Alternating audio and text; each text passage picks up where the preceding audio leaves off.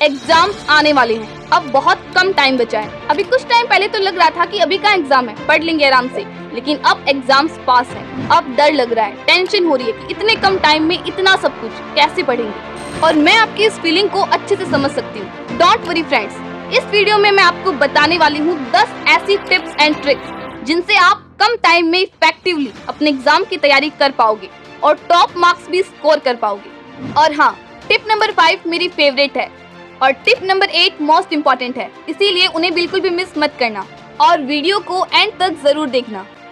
Let's start the video. Number 1, create a study plan. सबसे पहले calendar लो और उसमें अपने एग्जाम की डेट को मार्क करो और आज से लेकर एग्जाम तक जितने भी दिन बचे हैं उन्हें अच्छे से प्लान करो कि कौन से चैप्टर पढ़ने हैं, कहाँ से पढ़ने हैं, कब पढ़ने हैं और अभी से अपनी तैयारी शुरू कर दो। Number 2, identify the important information. और एक बार जब आपने प्लान बना लिया तो अब टाइम है इम्पोर्टेंट चीजों को आइडेंटिफाई करने का, क्योंकि अब आप हर एक चीज नहीं पढ़ सकते। तो इसीलिए सबसे पहले उन चैप्टर्स और टॉपिक्स को पढ़ो जो इजी है, ज्यादा मार्क्स के हैं और एग्जाम पॉइंट ऑफ व्यू से इम्पोर्टेंट है।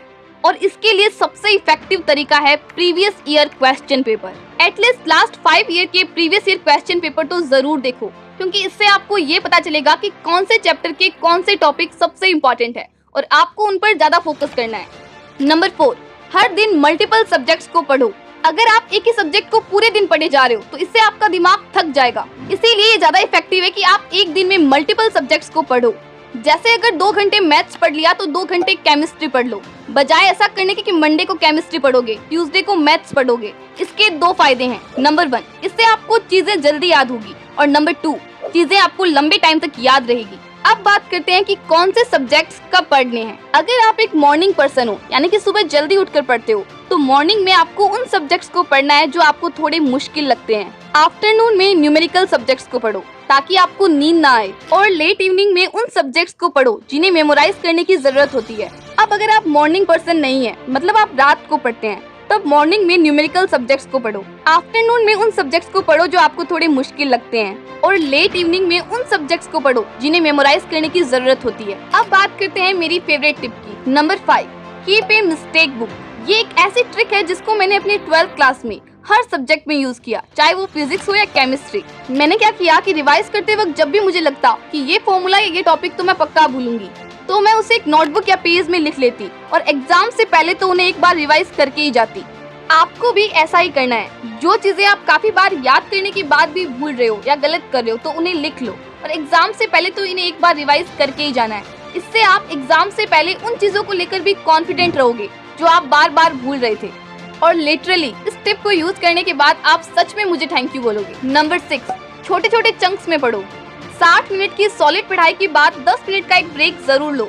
इससे आपका फोकस बढ़ेगा और आप ज्यादा प्रोडक्टिवली काम कर पाओगे।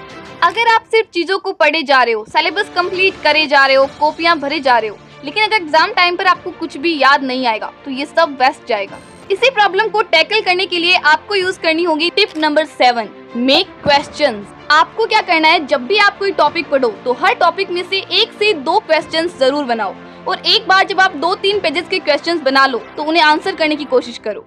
इसके भी 2 फायदे हैं। नंबर 1, इससे आप कॉन्सेप्ट्स को जल्दी याद कर पाओगे और नंबर 2, जब भी एग्जाम में इन टॉपिक में से क्वेश्चंस आएंगे तो आप उन्हें देखकर घबराओगे नहीं और अच्छे से आंसर कर पाओगे। Number 8, distress. देखो, एग्जाम टाइम में सबको टेंशन होती है, स्ट्रेस होता है, चाहे आपने कितनी ही तैयारी क्यों ना कर ली हो। सो स्ट्रेस को कम करने के लिए स्लो म्यूजिक सुन लो या वॉक पे चले जाओ, मेडिटेशन करो या फिर कोई भी ऐसी एक्टिविटी करो जिससे आपका माइंड रिलैक्स हो। सुनने में तो ये बहुत छोटा पॉइंट लगता है, लेकिन एग्जाम टाइम में ये एक बहुत बड़ा रोल प्ले करता है। Tip number 9, reward yourself. Celebrate करने के लिए एग्जाम के खत्म होने का वेट मत करो, डू इट राइट नाउ। जैसे अपना कोई स्टडी सेशन या टास्क कंप्लीट करने के बाद अपने आप को रिवॉर्ड दो और एक रिवॉर्ड इस वीडियो को यहाँ तक देखने के लिए भी देना, क्योंकि आप अपने एग्जाम को लेकर वाकई सीरियस हो। और फाइनली टिप नंबर 10 और मोस्ट इम्पोर्टेंट टिप, 6 से 7 घंटे की नींद जरूर लो। 99% स्टूडेंट क्या गलती करते हैं, एग्जाम पास आते ही अपनी नींद के साथ कॉम्प्रोमाइज करना शुरू कर देते हैं, लेकिन आपको ऐसा नहीं करना है, क्योंकि एक अच्छी नींद आपको चीजों को अच्छे से समझने और उन्हें लंबे टाइम तक याद रखने में बहुत मदद करेगी। और अगर आप दिन में 10 से 12 घंटे पढ़ रहे हो तो दिन में एक छोटा सा नैप भी ले सकते हो, इससे आपका माइंड रिचार्ज हो जाएगा। और लास्ट में एक और बात, नंबर लाइफ में सब कुछ नहीं होते हैं, अपने बेस्ट एफर्ट से आप जो मार्क्स ला सकते हैं लाइए और अपना ख्याल रखिए, क्योंकि आप जिंदा हो इसीलिए बोर्ड्स है, एग्जाम्स है।